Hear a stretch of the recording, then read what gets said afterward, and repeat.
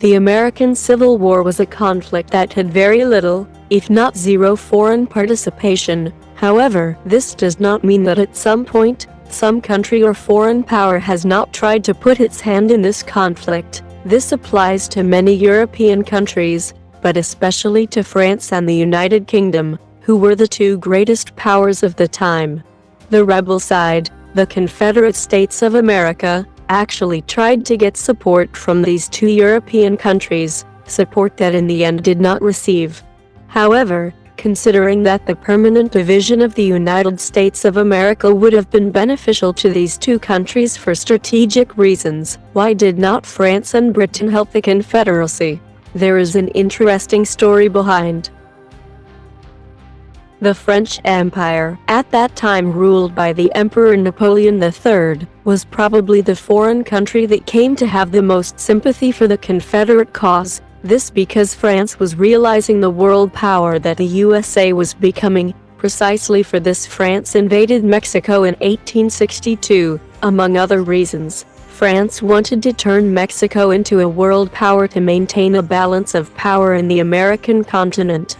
In 1862, Napoleon met with John Slidell, a Confederate diplomat. In this meeting, the French ruler was willing to recognize the independence of the Confederate States. However, Napoleon III would only intervene in the American Civil Wars with British cooperation. At the end of 1862, France proposed that Britain, Russia, and France itself join to mediate a peaceful resolution to the conflict in the USA, but this proposal in the end went nowhere.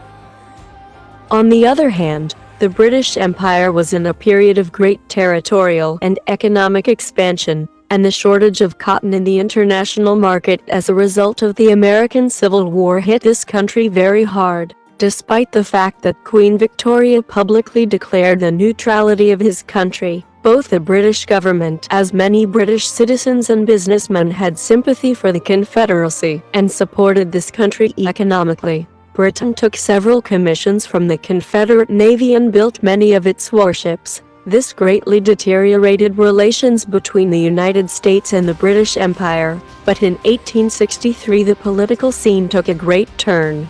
When President Abraham Lincoln signed the Emancipation Proclamation, which was a great step towards the abolition of slavery throughout all America.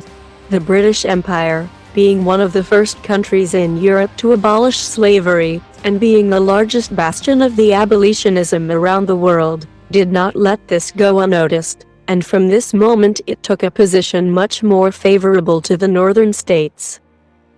Finally, in the spring of 1865, when most of the Confederate armies had surrendered and President Jefferson Davis was captured, the American Civil War ended, and neither France nor Britain did anything to save the Confederacy for economic, political, and social reasons. If you liked this video, please give it a like and subscribe. Remember that you can leave your opinion in the comments and tell me if you want a video about a particular topic.